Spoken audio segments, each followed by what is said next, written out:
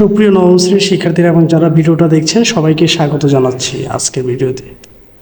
আজকের এই ভিডিওতে আমি নবম শ্রেণীর গণিত বইয়ের পরিমাপের ত্রিকোণমিতি অধ্যায়ের অনুশীলনী 4 নম্বর অঙ্কের সমাধান করব, যেখানে বলা আছে যে থিটা ইকুয়াল 30 ডিগ্রি হলে দেখাও যে cos 2 theta equal 1 minus tan square theta by 1 plus tan square theta.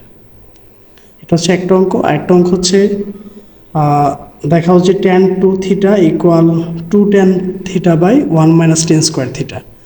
তো প্রথমেই আমরা 1 নম্বর অঙ্কে যাব। প্রথমে গেলে দেওয়া আছে থিটা ইকুয়াল হচ্ছে 30 ডিগ্রি। এবার 1 নম্বর অঙ্কের left hand side LHS equal cos 2 theta. তো 2 থিটা মানে হচ্ছে কসের মধ্যে থাকবে 2 ইন্টু থিটার মান হচ্ছে 30 ডিগ্রি। তাহলে cos 2 ইন্টু 30 ডিগ্রি মানে হয়ে যাবে হচ্ছে cos 60 ডিগ্রি। তাহলে cos 60 ডিগ্রি মান হবে sin 30 ডিগ্রি মানের বিপরীত। আমরা জানি sin 30 ডিগ্রি মান হচ্ছে হাফ, তাহলে cos 60 ডিগ্রি মানও কী হবে? হাফ।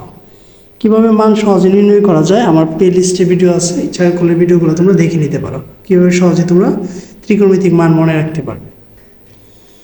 তো cos 2 থিটার মান আমরা বের করলাম, কত বের করলাম? হাফ। এবার যাব হচ্ছে রাইট হ্যান্ড সাইডে। রাইট হ্যান্ড সাইডে বলা আছে হচ্ছে 1 minus tan square theta by 1 plus tan square theta. তো আমরা রাইট হ্যান্ড সাইড এদিকে লিখতে পারি, এদিকে লিখে ফেলি right hand side. RHS 1 minus tan square theta by হচ্ছে 1 প্লাস টেন স্কোয়ার থিটা। ঠিক আছে, তো এটা একটা আমরা কীভাবে করব? প্রথমে 1 মাইনাস যে বাসে থাকবে 10 স্কোয়ার থিটার জায়গাতে আমরা মান বসাবো। থিটার মান হচ্ছে 30 ডিগ্রি। আবার নিচে লিখব হচ্ছে 1 প্লাস 10 স্কোয়ার একই 30 degree. 1 minus 10 square 30 degree. 30 degree মানে হচ্ছে 1/√3। আমরা লিখব 1/√3। এখানে স্কোয়ার আছে বিধে আমরা এখানে স্কোয়ার দিতে হবে। আর নিচে থাকবে হচ্ছে 1 প্লাস 30 ডিগ্রি মানে হচ্ছে 1/√3। এখানেও স্কোয়ার আছে বিধে আমরা স্কোয়ার দিয়ে দিব। এবার উপরে কি থাকে আমরা যদি খেয়াল করি, রুট স্কোয়ারে কাটাকাটি, তাহলে উপরে থাকতেছে হচ্ছে 1 মাইনাস 1/3, নিচে থাকতেছে 1 প্লাস 1/3। এবার উপরে আমরা লসাগু করে দিব। লসাগু করলে লসাগু হয়ে যাবে হচ্ছে 3। 3 একে 3 বিয়োগ 1। আবার নিচে লসাগু হয়ে যাবে 3। 3 একে 3 যোগ 1। তো উপরেটা যদি আগে লিখি, উপরে আছে হচ্ছে 2/3, নিচে আছে হচ্ছে 4/3। উপরে ভগ্নাংশটা ঠিক থাকবে 2/3, নিচেটা গুণ করে উল্টে যাবে। 3 3 কাটাকাটি, 2000 এবার হচ্ছে 2, উপরে থাকে হচ্ছে 1। তার মানে এটা মান হচ্ছে হাফ। তো এই রাইট হ্যান্ড সাইড, এই যে এত বড় অঙ্ক 1 minus tan square theta by 1 plus tan square theta, এটা মান হচ্ছে হাফ। আর এদিকে শুধু লেফট হ্যান্ড সাইডে ছিল কি? cos 2 theta. আমরা cos 2 থিটার মান বের করলাম হচ্ছে কত? হাফ। তার মানে LHS ইকুয়াল কি? RHS আমরা সহজেই লিখতে পারি। তাহলে এখানে লিখে দিতে পারি, সুতরাং LHS ইকুয়াল হচ্ছে কি? RHS। ঠিক আছে, এই ছিল হচ্ছে প্রথম অঙ্কের সমাধান। ঠিক আছে, তো এবার যা বলছে দ্বিতীয় অঙ্কের সমাধানে। তো দ্বিতীয় অঙ্কে যদি আমরা ডাকটা খেয়াল করি, দ্বিতীয় অঙ্কের ডাকটা বলা হচ্ছে যে tan 2 থিটা। তাহলে আমরা 2 নম্বর অঙ্কে যাবো এখন। 2 নম্বরে প্রথমে লিখব হচ্ছে left hand side tan 2 theta.